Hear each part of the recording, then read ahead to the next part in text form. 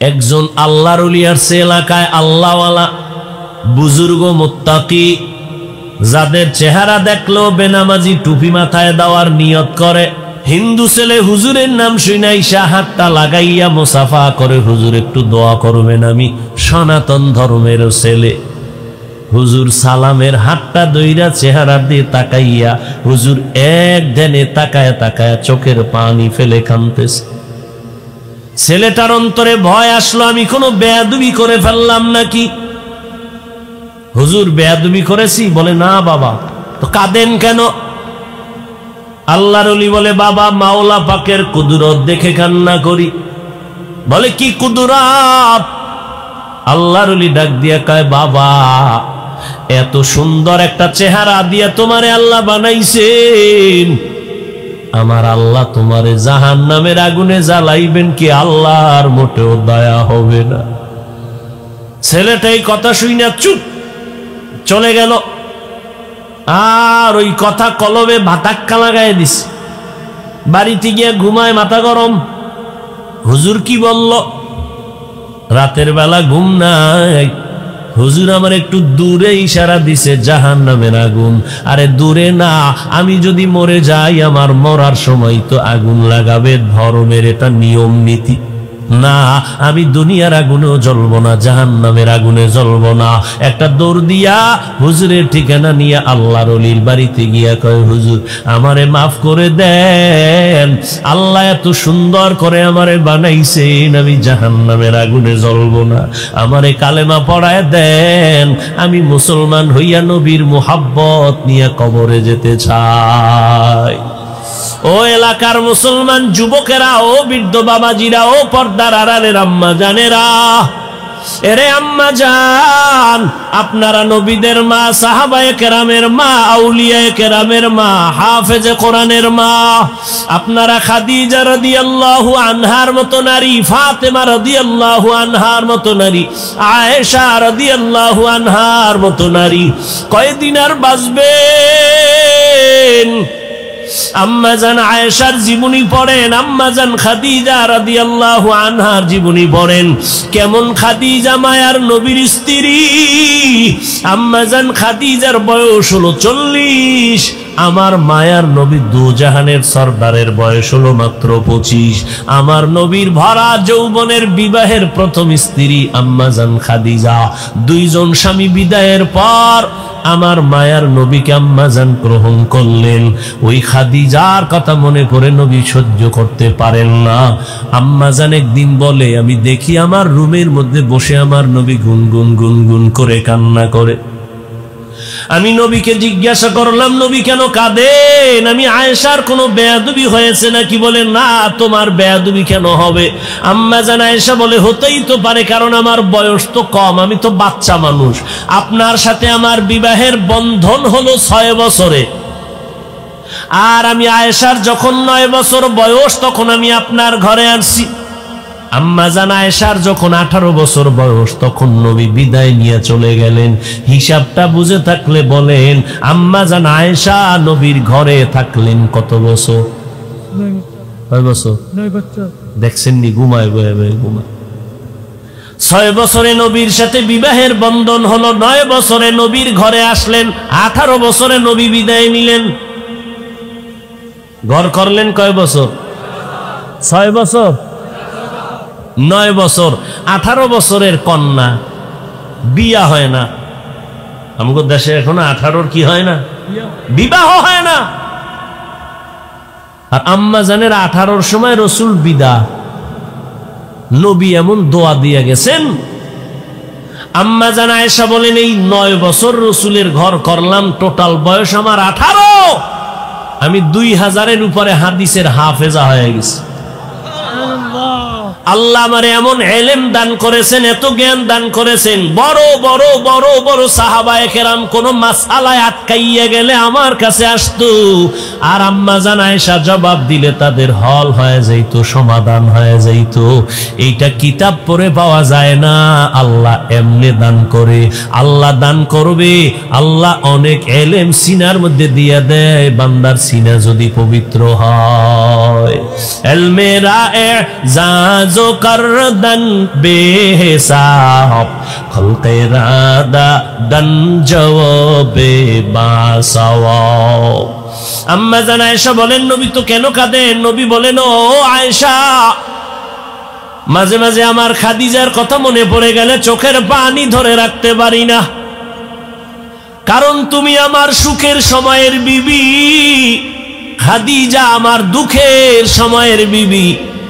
যেই খাদিজা আরবের ধনী, সব সম্পদ আমারে হাদিয়া দান করলো, ওই খাদিজা আমাকে শিয়াবে আবু তালিবের সীমানায় প্রায় 3 বছরের মতো গৃহবন্দী করে রেখেছে, খানা দেয় না, পানি দেয় না। ওই সময় খাদিজা টাকার অভাব নাই, বাড়ি গাড়ির অভাব নাই, কিন্তু আমার মোহব্বতে আইসা আমার সাথে এখানে থাকছি, আমি গাছের পাতা খাইয়া জীবন কাটাইছি, খাদিজাও তাই করেছে। খাদিজা আমার জীবনের হাতের কালেমাওয়ালা মুসলমান নারী। কিয়ামতের ময়দানে যদি আল্লাহ জিজ্ঞাসা করে আমার বন্ধু মুহাম্মদের হাতে প্রথমে কালেমা কে পড়েছ, দাঁড়াও, দুনিয়ার কোন পুরুষ দাঁড়াইতে পারবে না, একজন নারী দাঁড়ায় যাবেন, তিনি হলেন খাদিজা রাদিয়াল্লাহু আনহা। এরে আম্মা জানেরা, এত সম্মান এত মর্যাদা আল্লাহ এবং নবী আপনাদেরকে দান করেছেন, কিন্তু দুঃখ একটা ভালো সন্তানের মা হইয়া কবরে যেতে পারলেন না, সন্তানের কোরআন পড়ায় যাবেন, মরে গেলে সন্তান আপনার কবরের কিনারায় দাঁড়ায়া কোরআন তেলাওয়াত করে কানবে আর দোয়া করবে। এরে আম্মা জান, দুনিয়া কিছুই না, মরণ হয়ে যাবে, সন্তান আম্মু আম্মু বলে ডাকবে, আর জবানে আওয়াজ হবে না। জিন্দেগির শেষ 5টা সাদা কাপড়ে পেঁচাইয়া প্যাকেট বানায় বাঁশবাগান কবরে নিয়ে যাও। ও যুবকের, আমিও তো তোমার মতো যুবক। আমি বলি না তোমরা আমার বয়ান শুনে সব মাদ্রাসায় আসো, স্কুলে তালা লাগাও, খবরদার। যারা স্কুলে পড়ো, কলেজে পড়ো, মরণ পর্যন্তই লেখাপড়ার শেষ সীমানায় যাবি, ও জায়গার থেকে ফিরবি না। ডাক্তার হ, ইঞ্জিনিয়ার হ, ডিসি হ, এসপি হ, আমি দোয়া করে গেলাম, তবে খবরদার বেয়াদব হবি না। আলেমরা যেন দোয়া করে, মা বাবায় যেন দোয়া করে। ডাক্তার হও, ইঞ্জিনিয়ার হও, তবে বেয়াদব হইবা না রে বাবা। তোমার মতো যুবক স্কুল কলেজে লেখাপড়া করে, বলো, তোমরাই সাক্ষী দাও, তোমার মতো যুবক ক্লাসের ছেলে মেয়েরা কলেজে পড়ে, 5 বেলার নামাজি আছে না নাই? তুমি পারবা না কেন? ঘুমের সময় একটু চিন্তা করিস, ওই ঘুমের মধ্যেও যদি আজরাইল আসে, আর কেউ তোমারে পাবে না। মা সকালবেলা ডাকবে, আয় আমার সন্তান জিন্দা নাই। কত ছেলেরা লেখাপড়ার স্কুলে গেছে, লাশ হইয়া বাড়িতে আস। মনে আছে চকরিয়ার মানুষ, এই রাস্তায় কত অ্যাক্সিডেন্ট হয়ে গেল। বাস ছাত্র নিয়ে যাচ্ছে কক্সবাজার, এই রাতে চালু অবস্থায় রাস্তার ঢালে পড়ে গেল, ছাত্র মারা গেল। কিসের জিন্দেগি, কিসের বাহাদুরি?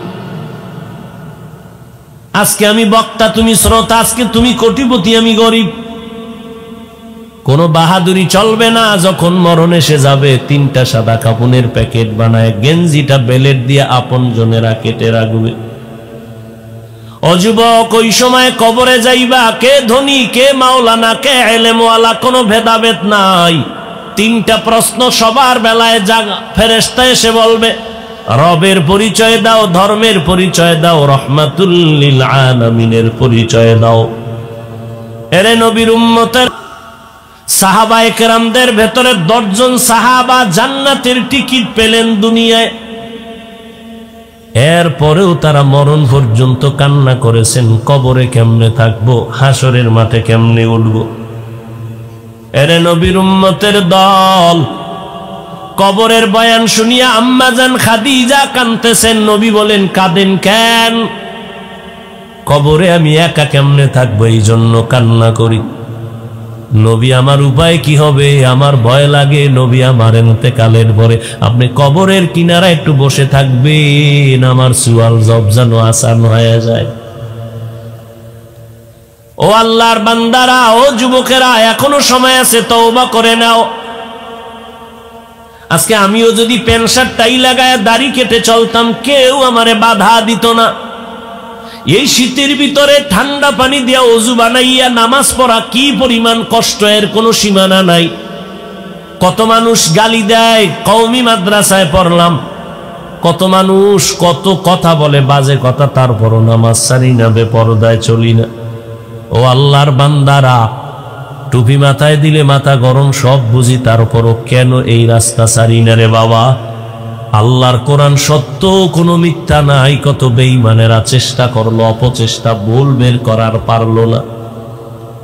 ও আম্মা জানেরা, আমাদের মা, আমাদের চাচিরা, আমাদের বোনেরা তো এখনো জমিনে আছে। কই জীবনে দেখলাম না আমার মা চাচিরা দিনের বেলা বেড়াইতে গেল কোথাও, রাতের বেলা যদি যাইতেন হাত মোজা পাও মোজা বোরকা পরে তারপরে যাইতেন। এই জমিনে যত ভালো ভালো সন্তান আসছে সব হলো পর্দাওয়ালা নারীর সন্তান, আর যত খারাপ সন্তান আসছে সব বেপর্দাওয়ালা নারীর সন্তান। আপনার ছেলেটাকে আপনি এসপি বানান, ডাক্তার বানান, তবে আদর্শওয়ালা বানান। আর সন্তানকে আদর্শওয়ালা যদি বানাইতে চান, মাকে আদর্শওয়ালা হতে হবে। বাবার তুলনায় সন্তান মাকে ফলো করে বেশি। এজন্য ইমাম গজালি বলেন, প্রত্যেকটা সন্তানের জন্য মা হলো প্রাথমিক শিক্ষিকা। আমার মা আমাকে ছোট থেকে গজল শিখাইছে, মা কোরআন শিখাইছে আমাদের। গাছ ভালো ফল ভালো, আপনি সন্তানকে দুনিয়ার লাইনে পড়ান, কোনো আফসোস নাই, কোরআন শরীফটা পড়ায়া দেন।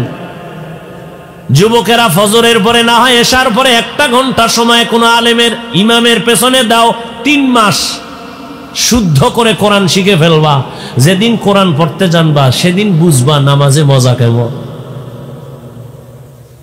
এরে আম্মা জান, ঘরের মধ্যে থাকবেন, সন্তানটাকে আদর্শওয়ালা বানাবেন, স্বামীর জন্য দোয়া করবেন। কারণ স্বামী দিন নাই রাত নাই, কোন স্বামী নিজে খাইয়া বাঁচিয়া আনন্দ করবে এই জন্য কোন স্বামী কামাই করে না। স্বামীর দিন নাই রাত নাই, কষ্টের একমাত্র টার্গেট আমার স্ত্রী, আমার সন্তান যেন আনন্দিত হয়। এই জন্য নিজের জামা কেনার চিন্তা করে না, স্ত্রী বলছে এটা দাও, রেডি। টাকা নাই, স্ত্রীর বলেও নাই যে টাকা নাই, বন্ধুর থেকে ধার কইরা স্ত্রীর মন রক্ষা করলো, সন্তানের জামা কাপড় দিতেছে, নিজের জামা কাপড় লাগবে একবার চিন্তাও করে না। আর আমরা আম্মা জানেরা এত নিষ্ঠুর, খাইলো না না খাইলো, পেট ভরলো না না ভরলো, ওদের খেয়াল নাই, নিজেরটা পাইলেই শান্তি।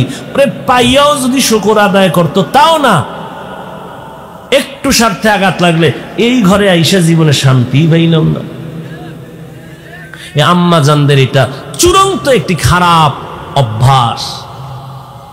হাদিস শরীফে নবী বলেন, যেই নারী জীবন ভর স্বামীর খেদমত করিয়া আমল করিয়া কখনো যদি বলে এই স্বামীর ঘরে এসে শান্তি পাই না, জীবনের সব আমল বরবাদ, সব আমল বরবাদ। আর অথচ নারীর দাম কত? নবীর স্ত্রীর কাছে একজন নারী গিয়ে কয়, আরে পুরুষেরা জানাজায় যায় কত সওয়াব, ঈদগাহে যায় কত সওয়াব, আমগো নারীকে কপাল খারাপ। আম্মা জান নবীর কাছে গেলেন, নবী জবাব দিলেন, সমস্ত নারীদের জানায় দাও, এরে নারীরা, পুরুষেরা জুমায় যাবে, ঈদগাহে যাবে, জিহাদে যাবে, জানাজায় যাবে, তুমি ঘরের মধ্যে থাকিয়া নামাজ পড়ো, স্বামীর খেদমত করো, স্বামীর মাল হেফাজত করো, সন্তানের আদর্শওয়ালা বানাও। পুরুষেরা বাইরে গিয়া যেই পরিমাণ সওয়াব পাবে, আম্মা জানদের আমার আল্লাহ ঘরের মধ্যে সেই সম পরিমাণ সওয়াব দান করবে। কয়দিন আর দুনিয়া, আর বাইচা থেকে লাভ কি? এখন স্বামী অন্য চিন্তা, স্ত্রী একজন আছে আর একটা বিবাহ করবে, এই তালে আছে, তো দুনিয়ার জাহান্নাম তৈরি হয়ে গেছে। আম্মা জান আর কয়দিন এই আনন্দ করবেন? তওবা করে এটা সন্তান মানুষ বানায় যান, কিচ্ছু দরকার নাই। আপনি সন্তানকে যদি একটু কলিজা দিয়া দোয়া করেন, আল্লাহ আমার সন্তানটারে আদর্শ মানুষ বানাও, কোরআন পড়নেওয়ালা বানাও। যুবকদেরও বলবো, যুবক আমি হাফিজুর রহমানের কোনো এলেম নাই, কোনো আমল নাই, নিশ্চিত কিচ্ছু নাই, তারপরও আল্লাহ তোমার ময়দানে এই চকরিয়ার জমিনে রাত্র 12টার পর পর্যন্ত আসিয়া আমাকে বয়ান করতে হইল, তোমরাও বসে রইলা। একমাত্র এর কারণ এর মোহাব্বত আর এর সম্মানের পিছনে আমার মায়ের দোয়া, বাবার দোয়া আর খাঁটি আল্লাহওয়ালাদের নেক নজর। অতএব মা বাবার দোয়া নাও, পারলেই মা বাবার কাছে দোয়া চাইও। আজকে মোনাজাত করে অনেকে কান্না করে, অনেকের চোখে পানিও নাই। কেন? তোমার গুনার কারণে। ও আল্লাহর বান্দারা, তওবা করে নাও, আল্লাহর কাছে ক্ষমা চাও। জীবনে যত অন্যায় করেছো, সাহাবায়ে কেরাম যদি এত নেক আমল করিয়া জীবনটা কান্নায় কাটায়, তোমার আমার কি পরিমাণ কান্না করা দরকার। তোমার আমার গুনার খবর আমার মা বাবায় জানে না, আল্লাহ জানার পরেও রাগ করিয়া পানি বন্ধ করে নাই। এখনো সময় আছে, আমার আল্লাহকে ডাকো আর বলো, আল্লাহ জীবনে যত অন্যায় করেছি, হাতের দ্বারা, চোখের দ্বারা, জবানের দ্বারা, অন্তরের দ্বারা, গুনার কারণে আমার জিহ্বা নাপাক, অন্তর নাপাক, আল্লাহ আর গুনাহ করব না। চিন্তা ভাবনা করে দেখলাম আজকে আমার সন্তান, আমার পরিবার কত আপন, কিন্তু মরণের ডাক আসলে কেউ আমারে ঘরে রাখবে না, লাশটা বাইরে নামায় দিবে, বাসবাগানে রাখিয়া সবাই আরামে ঘুমাবে। ওই কবর হবে আমার একার ঘর, অন্ধকারের ঘর। 3টে প্রশ্ন করা হবে, নবীর পরিচয় দাও, ধর্মের পরিচয় দাও, রবের পরিচয় দাও। দুনিয়াতে যদি আল্লাহর গোলামি না করি, ইসলাম না মানি, নবীর সুন্নত না মানি, কবরে গিয়া তো জবাব দিতে পারবো না। ও আল্লাহর বান্দারা, ও যুবকেরা, ও পর্দার আড়ালের মা বোনেরা, এখনো সময় আছে, তওবা করে নেন। আল্লাহকে মনে মনে বলেন, আল্লাহ দুনিয়াতে তুমি হায়াতের মালিক, রিজিকের মালিক, সম্মানের মালিক। ও আল্লাহ আজকে থেকে তওবা করলাম, যত অন্যায় করেছি আর করব না। নামাজ ছাড়বো না, বেপরদায় চলবো না, মা বাবারে কষ্ট দিব না, ওলামায়ে কেরামের বিরোধিতা করব না, নবীর সুন্নাত অনুযায়ী চলবো, দাড়িটা লম্বা করব, মা বাবার দোয়া নিয়ে চলার চেষ্টা করব। আমার আচরণে যেন কোনো আলেম, কোনো মুরব্বীরা কষ্ট না পায়। আল্লাহ বলেন, বান্দা যদি তওবার মতো তওবা করো, আমি আল্লাহ তোমাকে মোহাব্বতের নজরে মাফ করে দিব। ও যুবক, তবে সবার কপালে তওবা নসিব হবে না। 13টা বছর বয়ান শুনলো, নবীর দেখলো, তারপর আবু জাহাল কালেমা পড়ে নাই। আল্লাহর এই জমিনে কিছু আবু জাহালওয়ালা শক্ত অন্তর নিয়ে মানুষ আছে, কোন বয়ানে তাদের দিলটা নরম হয় না। এরা আরো গুনাহ করতে করতে করতে করতে জীবনটা নষ্ট করে, অন্যেরও নষ্ট করে ফেলে। তবে 2-1 আল্লাহর বান্দা বান্দিও যদি তওবার নিয়ত করে, মরিয়া গেলে যাব আর নামাজ ছাড়বো না, বেপরদায় চলবো না, মা বাবার দোয়া নিয়া, ওলামায়ে কেরামের পরামর্শ নিয়ে, নবীজির সুন্নাত অনুযায়ী চলবো, এই রকম তওবার নিয়ত যদি থাকে রে বাবা, আল্লাহর মোহাব্বতে, নবীজির মোহাব্বতে খাঁটি তওবার নিয়ত যদি থাকে, মুনাফিকি দুর্বলতা যদি অন্তরে না থাকে, আজকে থেকেই আল্লাহর মোহাব্বত, নবীর মোহাব্বতে নামাজ ছাড়বেন না। আজকে থেকেই মা বাবার দোয়া নিয়ে চলবেন। অন্যায় করলে আল্লাহর কাছে তওবা করে মাপ নিবেন। এরকম খাঁটি তওবার নিয়ত যদি অন্তরে হয়, আল্লাহর কাছে তওবার নিয়তে 2টো হাত উঁচু করে দেখায়া দাও। আল্লাহ হাতগুলো কবুল করে নেন, তওবা কবুল করে নেন, তওবার উপরে মজবুত হইয়া চলার তৌফিক দান করেন, আমিন। আল্লাহ শুধু মুমিনকে কেন বললেন সাহায্য প্রার্থনা করো? কারণ জান্নাত শুধু মুমিন পাবে, আর কেউ। কথা বলেন, এখন কোনো ওয়াজ নাই, যা বলবো আপনাদের আগ্রহের উপরে। আমার কোনো ওয়াজের এখন টাইম নেই, ইচ্ছাও নেই। আপনাদের আগ্রহ আর দোয়ায় যদি মাওলায় কিছু বলায় তো বলবো, কারণ বয়ান নিজের থেকে হয় না, শ্রোতাদের অন্তরের তামান্না, মোহাব্বত আর আকর্ষণে বয়ান হয়। কথা বুঝেন? মুমিনকে আল্লাহ নির্দিষ্ট করে সাহায্যের প্রার্থনার কথা বললেন কেন? জান্নাত শুধু মুমিন পাবে, আর কোনো বেঈমান পাবে না। মুমিনও যে জান্নাত পাবে তাও অনেক বিপদ। বলে কেমন? নবীজি বলেন, আমার মুসলমান মুমিন উম্মতের 72 দল জাহান্নামে যাবে, আমার মুমিনের একটা দল মাত্র জান্নাতে যাবে। সাহাবায়ে কেরাম বললেন, মান হিয়া ইয়া রাসূলুল্লাহ, যেই দলটা জান্নাতে যাবে তাদের পরিচয়, নবী বলেন পরিচয় দুইটা, মা আনা আলাইহি ওয়া আসহাবি, যারা দুইটা আদর্শকে জীবনের আপন বানাবে। এক নাম্বার আদর্শ আমি মুহাম্মদের মানবেন, দ্বিতীয় আদর্শ আমার হাতে গড়া সাহাবা, আকাশের নক্ষত্রের সমতুল্য, এদেরকে যারা আদর্শের মাপকাঠি মেনে চলবেন। অতএব যারা শুধু মুহাম্মদরে মানি মানি বলবে, সাহাবায়ে কেরামদের মানবেন না, এদেরকে চিহ্নিত করে নাও, এরা ৭২ দল জাহান্নামীদের অন্তর্ভুক্ত মুমিন। আল্লাহ হেদায়াত দান করুন। সাহাবায়ে কেরামদের বিরুদ্ধাচরণকারীরা আল্লাহর রসুলের মোহাব্বতের বাহিরের মানুষ। একজন মাওলানা সাহেব বলেন, রাসূলের সাহাবী ওমরে ফারুক ভণ্ড বেদাতি। নাউজুবিল্লাহর সাউন্ড কম কেন? আপনিও কি সেই দলের সদস্য? ওমরে ফারুকরে আপনারা ভণ্ড মনে করেন? ওমরে ফারুককে শুধু তার ইতিহাস টানলে রাত পার হয়ে যাবে। কে সে ওমরে ফারুক? ৩৯ জন মুসলমান আর মহিলাদের মধ্যে 11 জন সাহাবিয়া, পুরুষেরা 39, মহিলা 11 জন, নবীর হাতে কালেমাওয়ালা মুসলমান। কিন্তু নবীর অন্তরে বড় ব্যথা,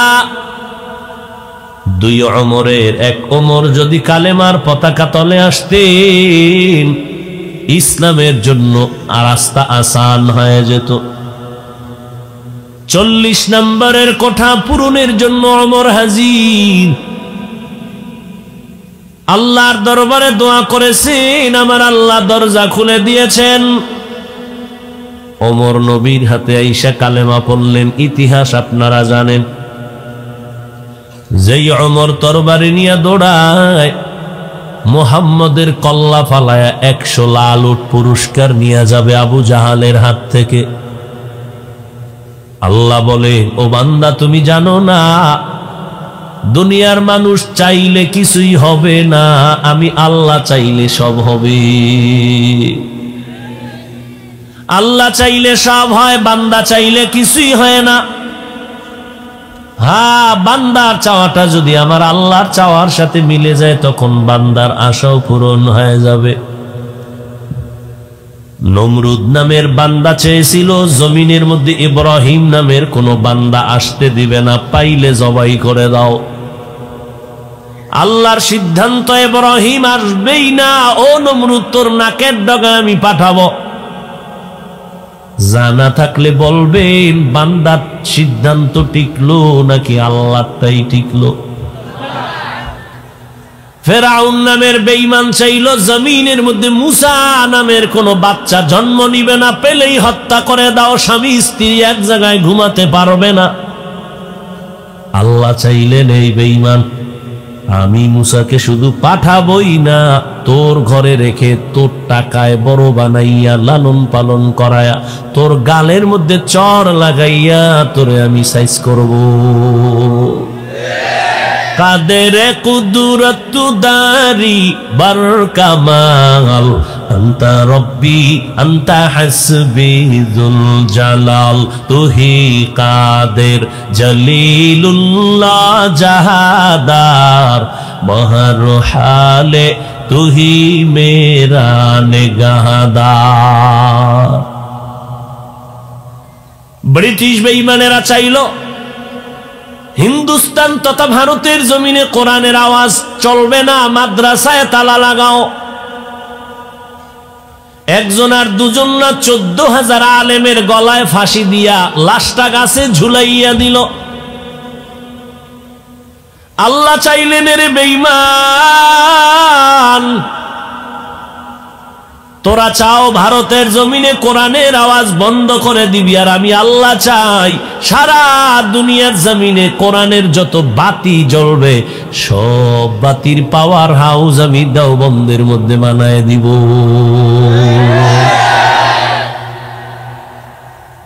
বানাইছিনি? সারা দুনিয়া ঘুরো, এমন একটা জায়গা নাই, এমন একটা দেশ বা রাষ্ট্র নাই যেখানে দেওবন্দের বাতি জ্বলে না। সারা দুনিয়ায় তাবলীগের খেদমত দেওবন্দেরই আলো, পীর মাশায়েখের খেদমত দেওবন্দেরই আলো। বেঈমান নাস্তিক বাতিলের বিরুদ্ধে রাস্তায় আন্দোলনের আওয়াজ দেওবন্দেরই আলো। হুসাইন আহমদ মাদানী, কাসেম নানাতবি, রশিদ আহমদ গঙ্গুহি, এরা জীবনটা কাটায় দিয়ে গেলেন বাতিলের বিরুদ্ধে মোকাবেলা করতে করতে।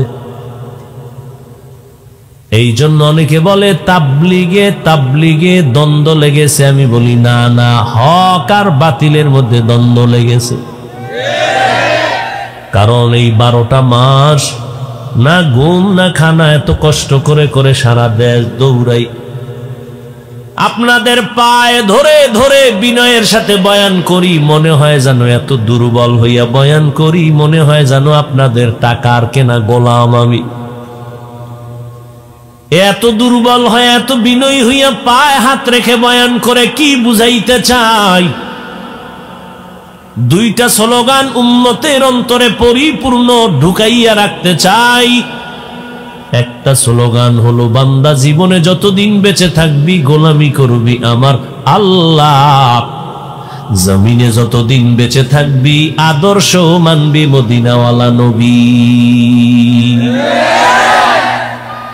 কোন পীর সাহেবের গোলামি চলবে না, কোন মাওলানার গোলামি চলবে না। গোলামি করবে কার? একমাত্র আমার আল্লাহর গোলামি। আদর্শ মানব মদিনার, আর কারো আদর্শ মানা যাবে না। কেন? সারা দুনিয়ার মানুষের আদর্শ নাপাক, একমাত্র আদর্শ মদিনার নবীর আদর্শই হলো পাক। দুনিয়াওয়ালাদের আদর্শ কেন নাপাক? বলে মানুষটাই নাপাক, দেমাগ নাপাক, চোখ নাপাক, কান নাপাক, অন্তর নাপাক, গুনাহ করে করে করে করে জিন্দেগি নাপাক করেছে। আর আমার নবীর আদর্শ কেন পাক? আমার নবীর পুরা জিন্দেগিটাই পাক। কেমন একজন নবী পাইলি? কোন থানা? চকরিয়া থানার মুসলমানেরা চিনলি না? কেমন একজন নবী পাইছো, যেই নবীর বরকতে অন্য নবীর উম্মতেরা গুনাহ করলে ঘুমের থেকে উঠে দেখতো চেহারাটা বানরের মতো হয়ে গেছে। আমরা গুনাহ তো কম করি না, এরপরেও কেন চেহারার পরিবর্তন হয় না? একমাত্র মুহাম্মদের উম্মত হওয়ার কারণ। ওগো নবীর উম্মতেরা,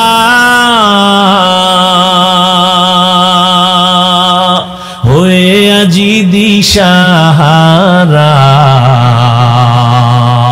কোরআন হাদিসের চলো যখন যাহা চায় মনে, নবী বিনে কে তরবে পুসিরত মিজানে, নবী বিনে কে তরবে পুসিরত মিজানে, উম্মতের কান্ডারি নবী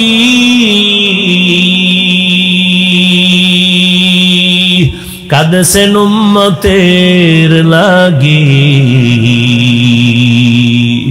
এখনো কাঁদেন নবীজি শুয়ে মদিনার পানে, নবী বিনে কে তারাবে পুসিরাত মিজানে, নবী বিনে কে তারাবে পুসিরাত মিজানে। খারাপ লাগে না? তা কানে ধইরা তওবা করবি, আর গান শুনবি না। মোবাইল যেহেতু চালাবি, তোর আব্বা আম্মা মান্নত করছে যে মোবাইল নিয়ে জাহান্নামে যেতেই হবে, আমার বয়ানে মোবাইল থেকে ফিরবি না। যেহেতু চালাবি, ওই মোবাইল নিয়ে জাহান্নামে যাওয়ার ওয়াদা করছুই, ফিরানো যাবে না। তবে একটু অনুরোধ করে গেলাম, আজকে বাসায় গিয়া বালিশে মাথা লাগানোর সময় তোর মনের খাহেশ মিটাইয়া যত গুনাহ করো তুই কর, তোর পিঠা তুই খাবি, তোর জবাব তুই দিবি। তবে শেষ, মোবাইলটা এখন দেখবি না, যখন নিয়ত করবি তখন মোবাইল একটু সার্চ দিয়ে লিখবি তেলাওয়াতে কোরআন। দেখবি অনেক ইমামদের তেলাওয়াত, মক্কার ইমামের তেলাওয়াত, মদিনার ইমামের তেলাওয়াত একটু টাচ করবি। মক্কার ইমামের তেলাওয়াতটা দিয়া বালিশের পাশে মোবাইলটা ফালায়া বিছানায় শুয়ে থাকবি, কানের মধ্যে কোরআনের আওয়াজ আসবে, কোরআনের আওয়াজ শুনতে শুনতে তুই ঘুমায় যাবি। কসম করে বলে গেলাম, একটা সপ্তাহ যদি আমার এই আমলটা চালু রাখো, তুই নিজেই তওবা করে বলবি জীবনে কোনোদিন আর গানের আওয়াজ কানে দিব না। কি বাহাদুর! সারাটা রাত মোবাইল চালাইতে চালাইতে চালাইতে চেহারাটা বান্দর বানায় ফেলাইছে। কাটন হইতে আর বাকি কি? চেহারার ভেতরে কোনো লাবণ্যতা নাই, উজ্জ্বলতা নাই, নূর নাই, দেখলে চেহারায় কোনো মায়া লাগে না। সারাটা রাত লেভের ভিতরে বাতি জ্বলে। আম্মাজান বলে, কেউ বাতি জ্বলে কেন? কয় মা মোরা খাবায় আছি। হাসিস না, কয়দিন আর বাঁচবি? আজকে এখানে বয়ান শুনতেছো, আগামীকাল ঠিক এই টাইমে হতে পারো তুমি হসপিটালের রোগী। আল্লাহ বানাইতে পারে না? এই বয়সে কত যুবক হারাইলাম, আজকেও অ্যাক্সিডেন্ট দেখলাম। আহ, বর্তমান অ্যাক্সিডেন্টের বেশি সমস্যা অনেকগুলো তো আছেই, বেশি আমার যুবক অ্যাক্সিডেন্ট হওয়ার বেশি কারণ ওটারে কি কয়, বাইক, মোটর সাইকেল। পরীক্ষায় পাশ করছে, আব্বাজান মোটর সাইকেল কিনে দিছে, এটা লইয়া এখন ঘুরতে যায়, আনন্দ ভ্রমণে যায়, কান্না করে বাড়িতে লাশ হয়ে আসে। আল্লাহ হেদায়েত দান করুক। এরে যুবক, আল্লাহর গোলাম, আমিও তো তোর মতো একটা যুবক। তোমার বডির ভেতরে একটা আত্মা আছে, আমার মধ্যেও আছে। তুমি যেই জমিনের হাওয়া বাতাস খাও, আমিও সেই জমিনের হাওয়া বাতাস ভোগ করি।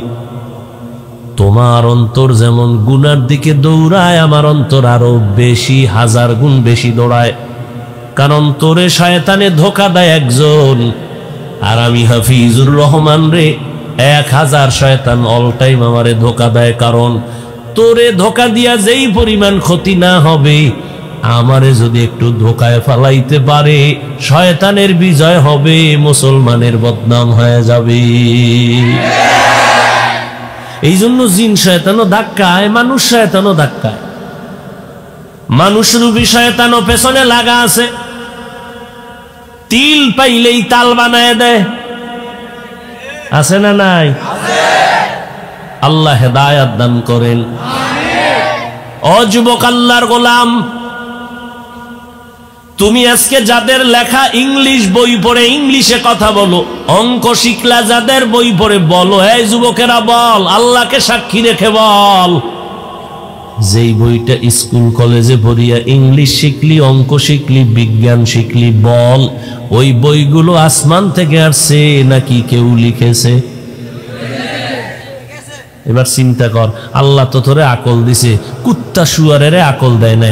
এক সেকেন্ড চিন্তা কর তো, ওই লোকটা তোর মতো যদি সারা রাত মোবাইলে আকাম করত, গুনাহ করত, কবিরা গুনাহ, তাহলে তার জিন্দেগি কি এইরকম হতো? আজকে তার আদর্শ কি সুন্দর থাকার কারণে তার লেখা বই সমস্ত কলেজ ভার্সিটির ছেলে মেয়েদের মোহাব্বতের আপন বানায় নিছেন। কি পরিমাণ লোকটা আদর্শবান ছিল। তুমিও একদিন মরে যাইবা, বলো তুমি উম্মতের সামনে কি আদর্শ রেখে গেলা, যে আদর্শ দেখে আমরা তোমার জন্য দোয়া করব।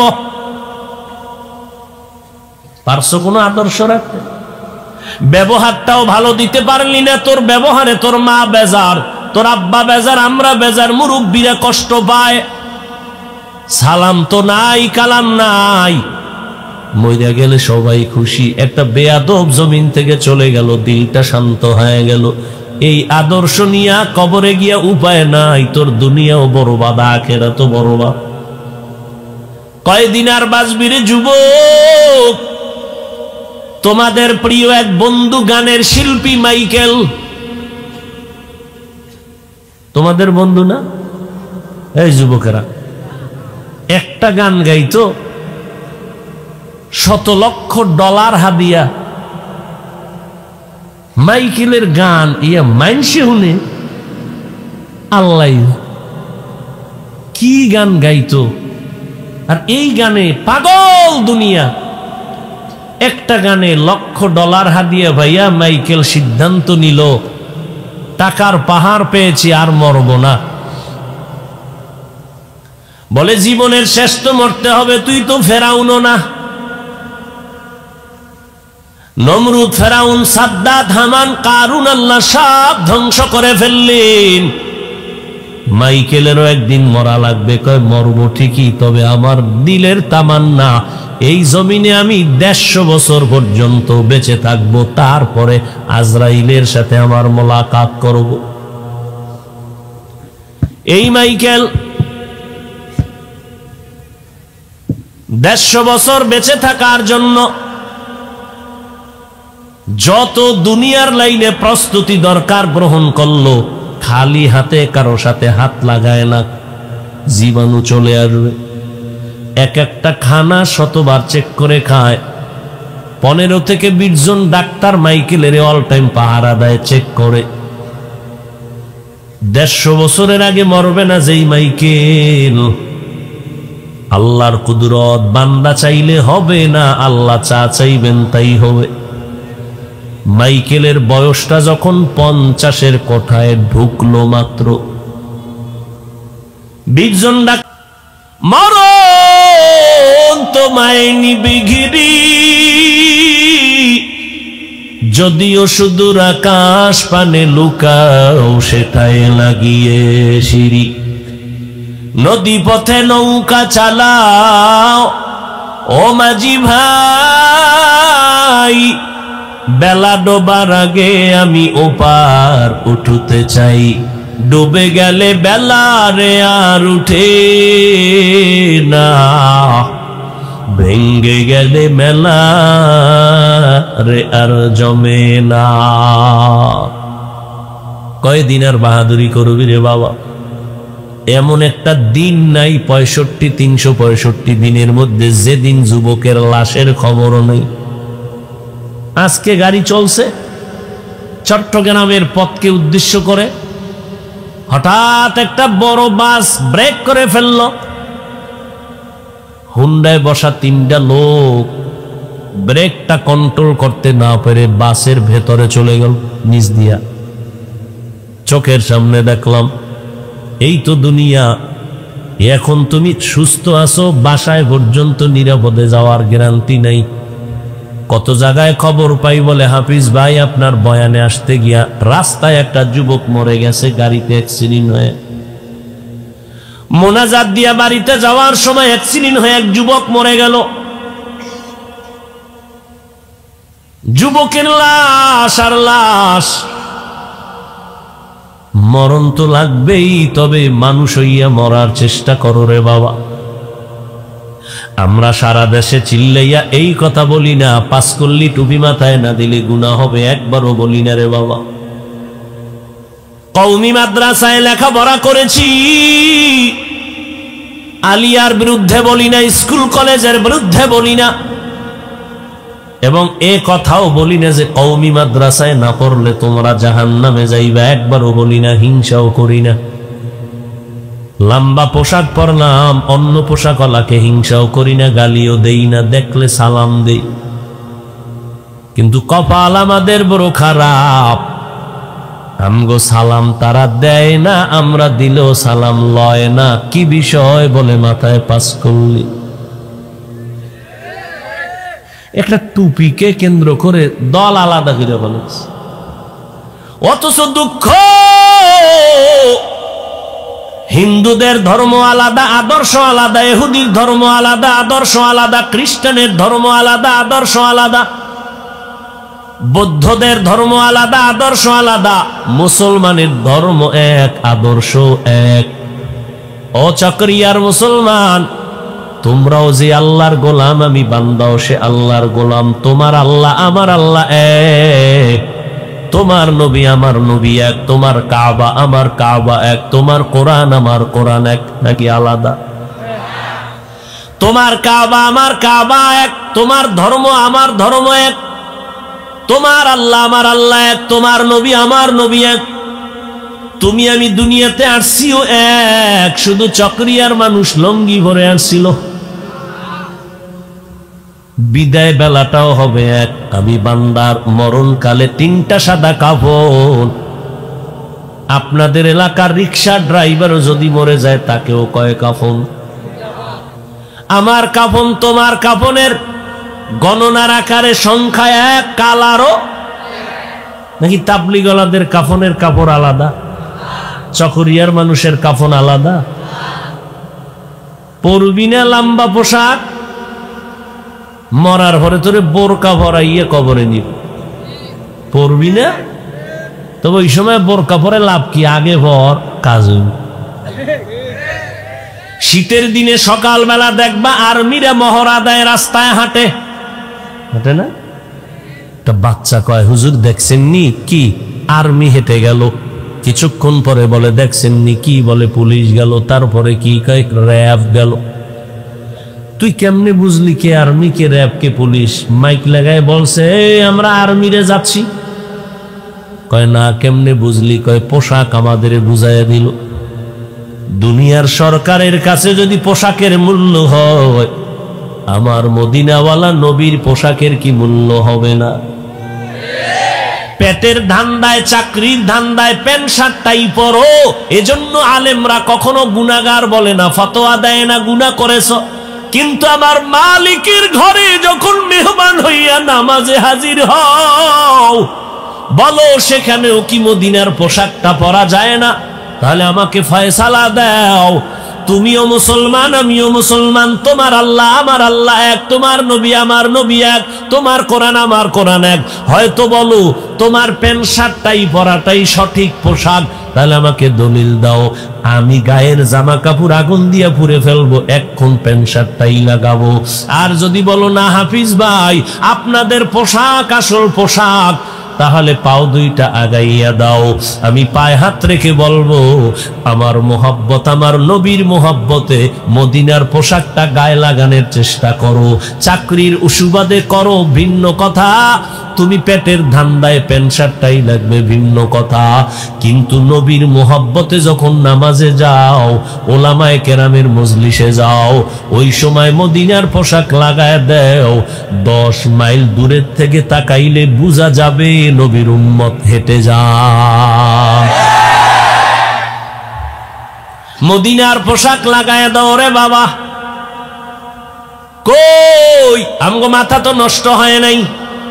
ইয়াবা ট্যাবলেট খাও তুমি, মাথা নষ্ট আমাগো না? পাগল নাকি?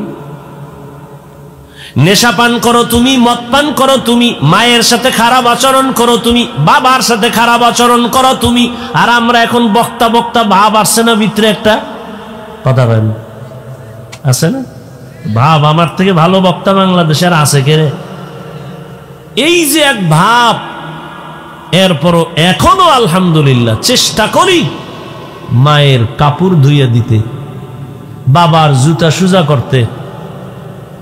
এটা জন্মের পরে আমাকে বাবায় শিখায় নাই, মদিনার রসুলের আদর্শের মাধ্যমে এই পর্যন্ত এসেছে। কোনো বাহাদুরি করার কোনো কায়দা নেই। কিসের বাহাদুরি করো? ও আল্লাহর বান্দারা, আল্লাহ বলেন, ও মুমিন আমার দরবারে সাহায্যের প্রার্থনা করো, সাহায্য ছাড়া চলা যাবে না। কারণ আমি আল্লাহ মানুষ বানানোর সময় দুর্বল করে বানাইলাম। ওয়া খুলিকাল ইনসানু যায়ীফা, আমি ইনসানকে বড় দুর্বল করে সৃষ্টি করেছি। কত দুর্বল! এক কথায় জবাব, মানুষের মতো দুর্বল কোনো প্রাণী আল্লাহ বানান নাই। একটা পিপিলিকার কাছেও বড় দুর্বল, একটা মশার কাছেও আমরা বড় দুর্বল। মশায় যদি মেজাজ গরম করে বনি আদমের ঘুম নাই। আমাদের খানায় আমরা দুর্বল, ঘুমেও দুর্বল, চলার পথেও দুর্বল। বড় বড় সমুদ্রের ভেতরে নীল তিমি আছে, বড় বড় মাছ। এক একটা নীল তিমির দৈনিক খানা 1000 কেজি চিংড়ি মাছ। কে খাওয়ায়? আল্লাহ। ওই আল্লাহ যদি মাছেরে খাওয়ায়, আমরা আশরাফুল মাখলুকাত আমগো খাওয়াইবে না? তা তুমি সুদের পিছনে দৌড়াও কেন? হারাম খাওয়ার পেছনে দৌড়াও কেন? যেই পুরুষেরা সুদের সাথে জড়িত হবে, অল টাইম গর্ভধারিণী মায়ের সাথে জিনার গুনাহ লেখা হবে। যেই মহিলারা সুদের সাথে জড়িত হবে, 24টা ঘন্টার সেকেন্ডে সেকেন্ডে তার আমলনামায় বাবার সাথে জিনার গুনাহ লেখা হবে। আল্লাহ পাক 2 দল মানুষের ব্যাপারে রাগ করে বলেছেন, আমি জমিনের 2 দল মানুষের সাথে যুদ্ধ করতে চাই, আমি আল্লাহ রেডি। এবার তোরা রেডি হ। এক দলের কথা বলেছেন কোরআনে, আর এক দলের কথা বলেছেন বুখারী শরীফে। কোরআনে বলেছেন, ইয়া আইয়ুহাল্লাযীনা আমানুত্তাকুল্লাহ ওয়া যারু মা বাকিয়া মিনার রিবা ইন কুনতুম মুমিনিন ফাইন লাম তাফআলু ফাআযানু বিহারবিন মিনাল্লাহি ওয়া রাসূলিহি। নবী জানায় দেন, আমার আল্লাহকে যারা ভয় করবি, তোরা সুদের থেকে ফিরে যা। যদি মুমিন হও, যদি গাদ্দারি করো, রেডি হ।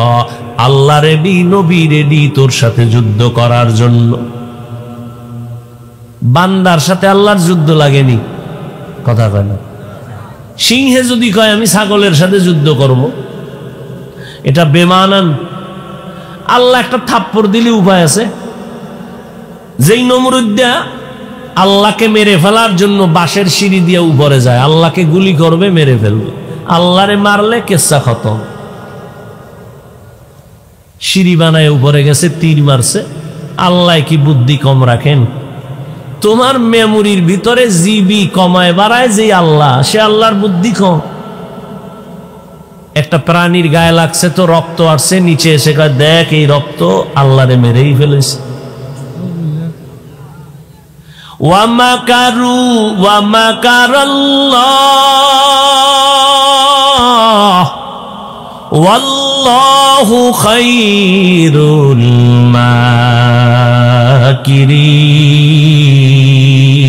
মাকিরিন। তুমি কত বড় চালাক, তোমার থেকে বড় বুদ্ধি রাখেন আমার আল্লাহ। এই নমরুদ আল্লাহকে মারতে গেল। আল্লাহ নমরুদকে ধ্বংস করতে কি পরিমাণ ফেরেশতা পাঠাইছেন? কথা বলেন না। কি একটা অসুস্থ মশার সাথে জুতা মোবারক।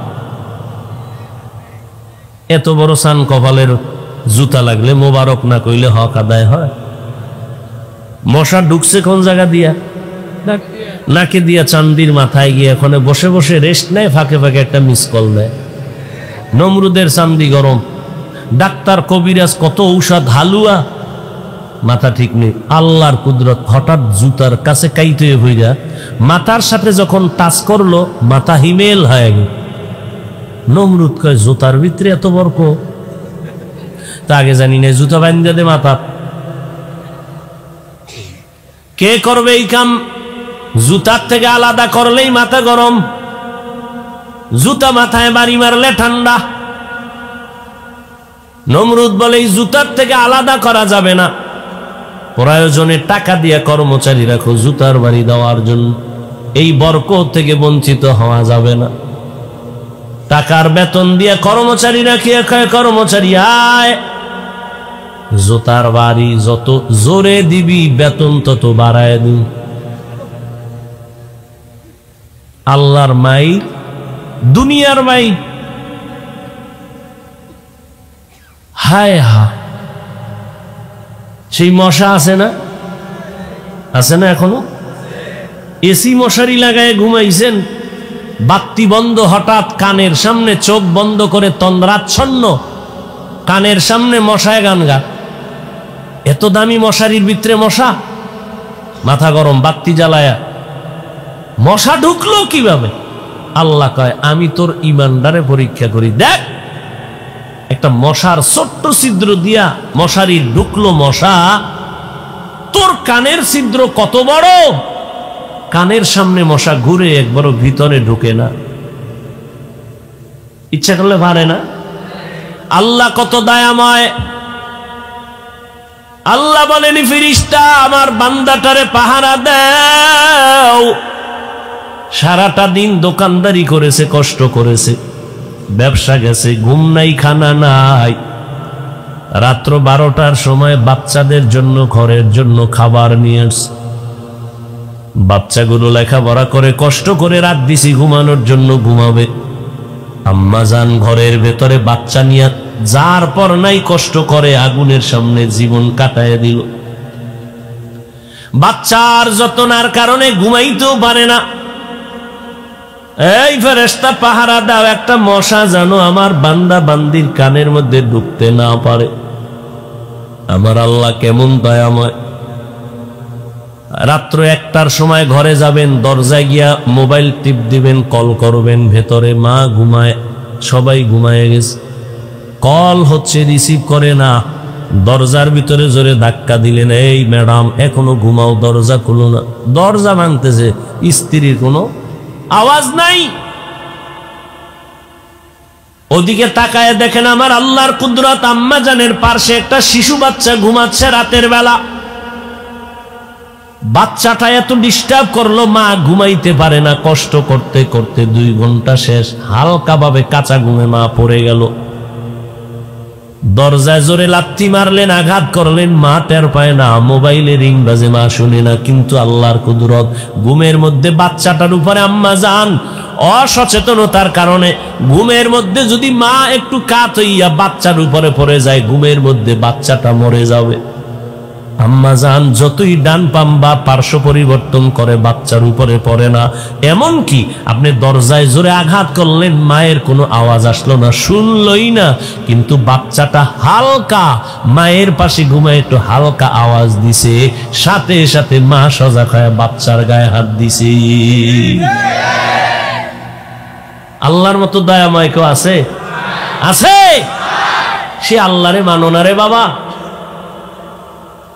আল্লাহরে কেন চিনলে না রে বাবা? ওই দয়াময় মালিকের গোলামির রশি গলায় লাগাও। কেমন দয়াময় আমার মালিক।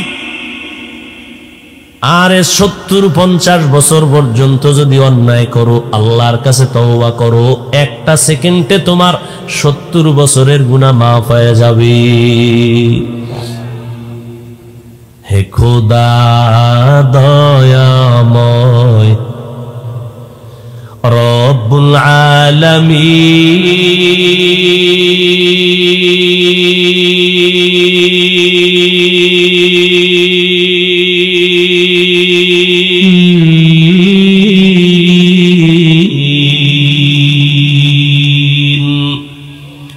জীবনে মরণে ভয় কি হবে সেই দিন, হে খোদা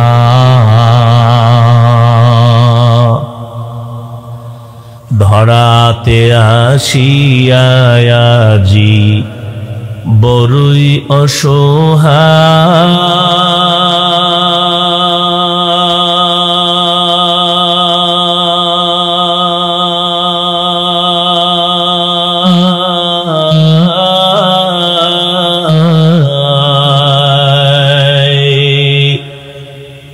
ইহকালের মায়া জালে অন্ধ যে সবাই,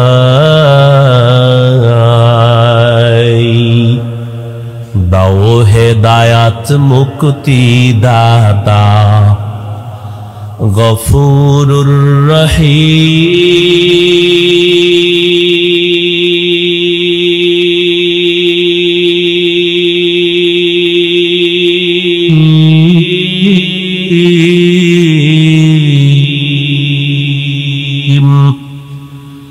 জীবনে মরণে ভয় কি হবে সেই দিন হে খোদা।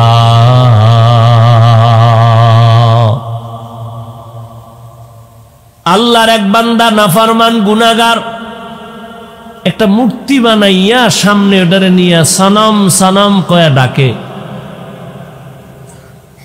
হঠাৎ ওই বান্দার জবানে হঠাৎ একদিন আওয়াজ বের হয়ে গেল, সমাদ, আল্লাহুস সমাদ। জীবনের শেষ, এত বছর সনম সনম বলে ডাকলো, কোনো আওয়াজ আসলো না।